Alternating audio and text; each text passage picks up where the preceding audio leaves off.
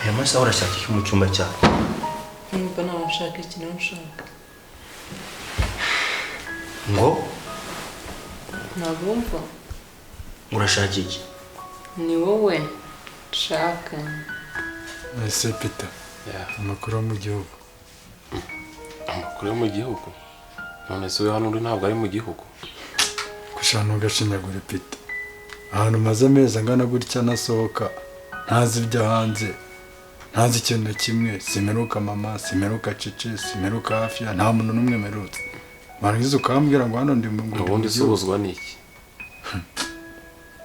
Ni kimwe utazi ari byo nakoze tutafatanyije. Jo, uri muzima cyangwa urwaye mu mutwe? Undi muzima. Ufite uburwayi ni wowe unambura ntunashiduke. Basi nsohokera mu cyumba vuba na bwangu. Gwike? Nsohokera mu cyumba vuba na bwangu. Uri amasaha ageze. Saa 7 z'ijoro.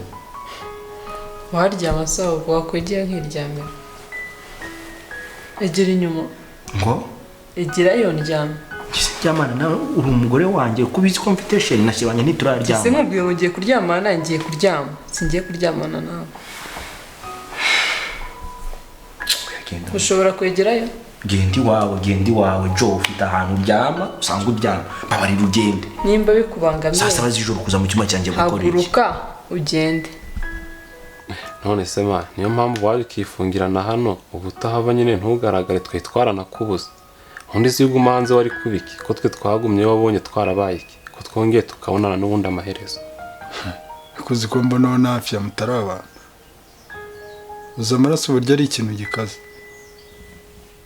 Umutima wanjye uhora buri gihe mfite ubwoba. Njye nari nifite ubwoba bwo kuba hanze wimbaza ngo kuza kwisha hano ngo mwe ko mwe muri hanze byabatwaye iki. Uzi ikintu bita kwica. Kwica ni ikintu gikaze. Rero wimbaza ngo nagize ubwoba nta bwoba njye nagize. Ahubwo icyo nabonye cyo ni kimwe nafi ntago muri abantu muri ibikuki. Nta mutima mugira. None se niba uri umuntu wundi ko wabitekereje kubikora. Wakujya nk'iryamira. Umva. Ntandukanye na sheri wawe n'abandi bantu bose uri kuvuga.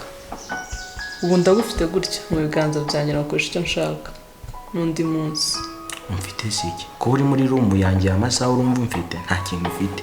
Kutambonye ngo haguruka ugendeze. Ntusuje gushaka ikimo hano. Nicyo wakwiye kwibaza.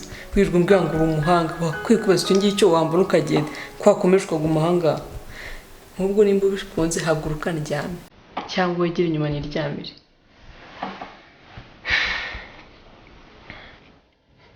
Ariko noneho ndumiwe pe. Urafata umwanya uravuga ngo ndahunze. Kandi ubipanga uri kumwe nafi. Se wumvaga buri bisigiye nde. Twe twasigaye hanze ariko nta ngaruka zinarenze twahuye nazo. Yazo byaraje turabikavaringa none amahirwe. Gugu yarabonetse. Ngo? Gugu yarabonetse? Gugu arahari. Man ishimwe kabisa.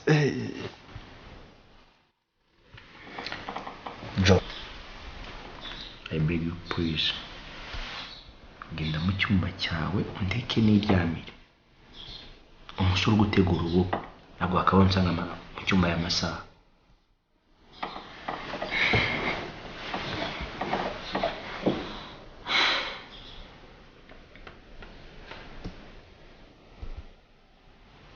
Kwagiye. Umva. Niba ushaka gukora ubukwe ntabwishe. Emerije ijoro cyo nkubwira cyose ugikore icyo ngutegeka cyo nturinde unatera comment ngo ibikini biki. Unyumve. Urabyumva neza? Imana yumva amasengesho y'umwana wayo rwose. Urasenga? Ubu ndishimye cyane. Ubu nta kanyamuneza kandi mo gusa. Ndasenga niyo utabusenga. Amaraso ni ikintu kibi. Yakwigisha gusenga. Imana ishimwe ngiye kwicara nduhutse. Wimbwira ngo nateranye hafi yanjye ntago namuteranye. Yari nyiri nuwazanye igitekerezo yagombaga no guhangana n'icyo gitekerezo. Mabwire. Ntabwo bashinaruke nawe ufite gucuka bwanjye. Bacyumva. Ntabwo mbyumva. Ntabwo basa nabuke. Nta n'ubushobozi ufite. Mfite uwo nkunda nawe arankunda. ntabwo ushaka kwica ubukwe bwanjye ngo bikunde. Ngize nkubwira siko njye nagukunze. Ikindi amafoto ya ndabise turyamye hamwe. Ngo icyo utari kumbaza. Amafoto yawe ndayafite turyamye hamwe wambaye ubusa. Nguhaye iminota 5 ubitekerezeho cyangwa nyashyire hanze mbwica. Emera ngo utege icyo nshaka cyangwa se ngire nte ndafite ngo kwizinisha izo ntoki ze. Hasema ikindi noneho ntibutse ko tugize amahirwe kuba akaba yarabonetse, ariko bidakuyeho ko watereranya hafi. Ibaza umunsi uzahura na hafi ya noneho. Ese kundi umugambi wawe kwari ukwegukana cece, ubu noneho bigeze muracyavugana cyangwa uhunze nyine byose uraheba? ariko shawo wahora ni icicekere. Icyari kibazo cyari gugu no byacice byo mundekere ibindi ngiye kubikurikirana neza ubwo gugu yabonetse. Niho wari utumye nisha ahantu yameze angana gutya yose, ariko cece ubu ngubu kabisa ninjye nawe. Cyagira ubwoba. Ubwoba bwigeze bwo gutereta nabwo nabugira sha. Ase ni ugira ubwo kwica no gutereta, urumva izindi ngaruka zizavamo wazirengera. Ko shaka konzi ko nari mugejeje kure. Ntabwo uzi ko none ubukwe bwari bugiye kugera ntarashoboye gutereta sha. Wowe uteye inda wihishe ubu akangani bakande Jo wamfotoye irya ndi mu buri hamwe nawe. Ugeze nicyo kibazo. Ikibazo ni iki? Menya ko ngufite nta bindi. Nubwo nta n'umwe mfite gutakaza ndi kuvugana nawe. Emera icyo ngutegeka. Ngira nte ntabwo heretse mfite nzayereka. Uzereka nde? Uramushinzwe se? Ubundi sonje mu cyumba cyanjye gute? Ni wari wahishe urufunguzo rwanjye? Wajya ugabanya ubujiji ku cyo waje ukaryama uzi ko utari.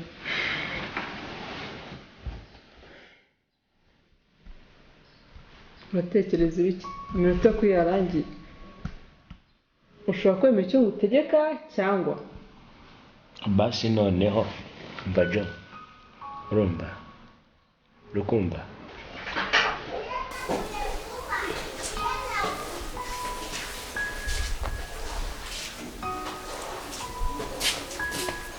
Sema Jean ucaye hano fai kukurira muri salo ndakubura. Nyine mfite 500 ari nasaguye nagiraga ngo muri urushya njya kugura ibinini. Ibinini se urajya kubigura uzurwaye iki? Ndagura iby'ibicurane. Ubigura se 500? Sasa unaona Keria ni msichana mrembo, mzuri, lakini unaona ni ule mtoto wa hivi haraka juu vile unasikia anacheza mambo mengi. Sasa Lakini gizi niloko na wewe hauko uko pose sana. Nasema kama Kelly unamwona sabandi. Basi tunaona yeye nikisema makope za minga napita huko napita kule vitu mingi, lakini wewe unaona uko pose hakuna vitu mingi. Sasa mimi nilikuwa na idea habiwezekani. Nyine ko nari mfite 500 kandi ko tukapuzigura 1000 bari kumpa igice, ariko niba mufite andi 500 mwayanyongera ukazahana tukwezi gushize. Yewe tumva bitoroshye rero ubusi ndamenye icyerekezo cy'ibyanjye nawe. Sinzi nuko na bafiya bizagenda, turabanza tubivuganeho, ariko umenye kuri umwana mu rugo. Genda muri shambure yanjye fungure mu gasakoshi karimo ukuremo inote ya 5. Genda ugura imiti wumva ukeneye, ejo tuzagura mitiweli. Uko sheri wangu tupendane mimi na wewe. Ile kabisa njoo examen. Haiwezekani. Binawezekana. Na Kelly sio mtoto mbaya. Hapana, sisemi kama mtoto mbaya, lakini unaona mambo yake ni ya yulu tu. Ayiwe mama nanjye nta gushimira kuri murakoze cyane Imana guhumugisha n'ukuri urakoze Imana guhumugisha. Ngaho jegi. Mambo yake ni ya kupita yulu kila makope ya kila wakati. Wewe uko chini? Hapana, siko chini, lakini natafuta mrembo mwenye haiko sharp, mwenye hana tabia mbaya kama wewe. Okay, hadi nilikwambia kama hawezi wezekana kabisa. Ni rafiki yangu tena sana, na mheshimu na mpenda. Hawezi wezekana.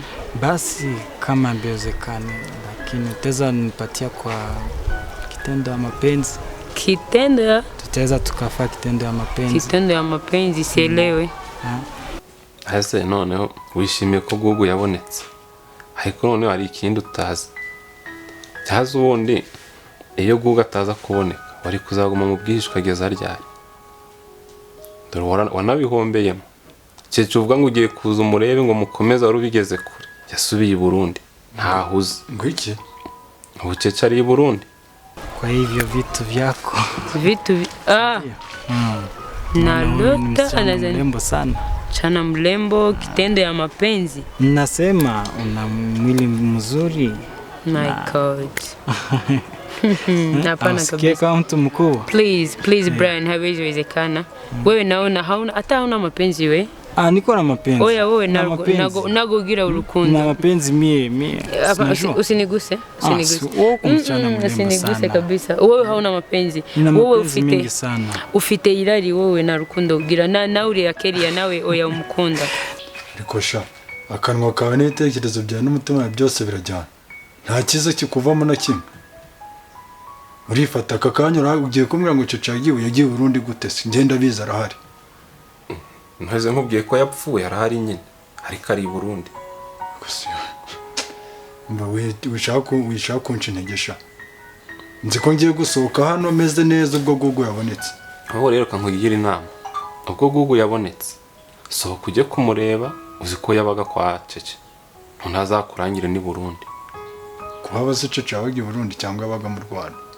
Kuvuga ibyo byose arahazi ari n'umukozi we. Yarahazi barajyanye. Ibyo ntubimbaza. Cyo nkubwiye nuko Cece ari i Burundi. Sohoka hano. Gira vuba sohoka hano niko mvuze. Urumva nyine ntabwo ari irari, ariko nanone wararikira umukobwa nkawe. Yabararikiye umwana mwiza cyane. Brian, kuba umuntu ayaba mwiza cyane na nirari ntantu bihuriye, so ntabwo numva rero icyo kintu mbwira. Uri mwiza, nta muntu n'umwe utakwifuza kukurarikira, sibyo? Ndavuze ngo sohoka.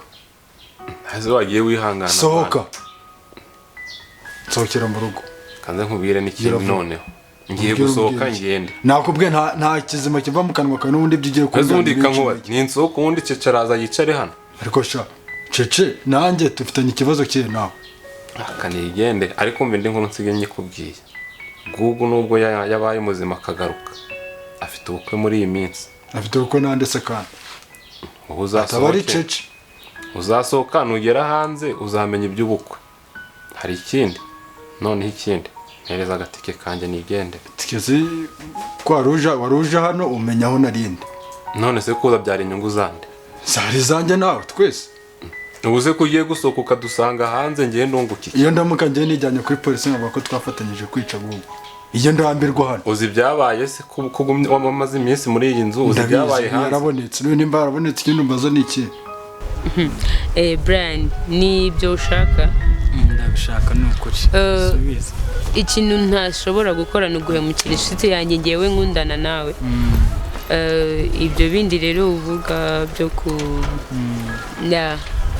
twatekereza tukareba, ariko ibyo gukundana nawe byo ntabwo bishoboka. Nta kibazo nyine wowe wampangira, ariko utari kunkoraho. Oya nese reka mukorere neza. Kuba mwiza ntabwo bivuze kumwubahuka. Oya ndabyumva nyine, ariko se uri mwiza rega ntako nabasha kwifata. Ariko nanone nta kibazo, basi niba unyemereye ko wazampangira, basi ngaho nsoma hano cyangwa hano nahangaha cyangwa nahangaha kumuntu. Bizame bibaho koko. Ntayo mpambese. Ahubwo nkuko rikosa ryo kugira n'umuntu numwe ngo amenye aho ndi.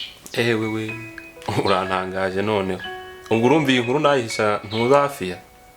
Kandi niwe muntu wa mbere ngomba kuyikoza. Ibyo byari birimo sha. Umva iyi nkuru hafi agomba kurara yime. Numva ukuntu bigiye kugenda. Kanguhitiki ariko nubibwira hafi ya birabibaye ibindi bibazo. Naho urabizi. Ongeraho nandi.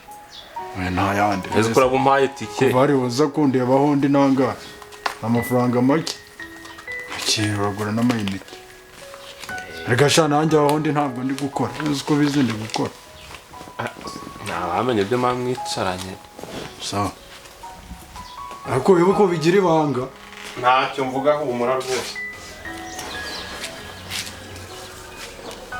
Happy birthday!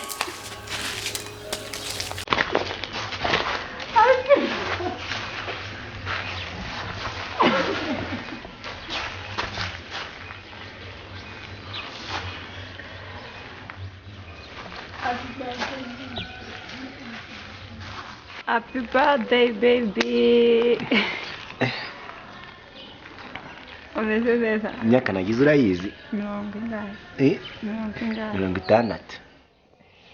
60. ibibazo birabwira koko njyewe ngusome ngo aho hose Kwisha ngaho nsoma. Brian uko mbesile sorry for to say this ntago niyumvisha ko wanyubahuka ukavuga njyewe ngusome ngo ibyo ngibyo uzakomezanye na Keria wawe muhuje oya none se ndavuze ngo no ntukongere kumenyera n'undi urukundo uzi urukundo cyari nuko ndaruzi cyane uzakunde Keria niwe muhuje njyewe ngo nkusome Keria ntago duhuje se sinabikubwiye kare none se ugiye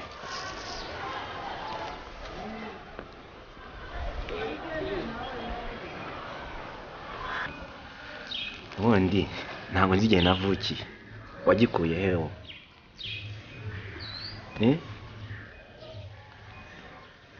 baby nabibonye mu byangombwa byawe byanjye ntusite biturutse hano n'akararo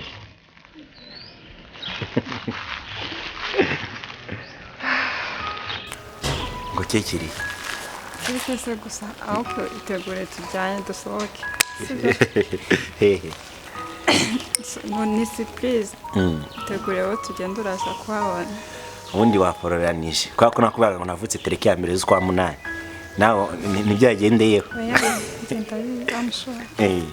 ubwa mbere bamenyeho amazi ubwa mbere nizeye ko byagushimishije ukuntu yari akonye ubundi yansanga ari undi nakuya ngo pa Fata akaboko tugiye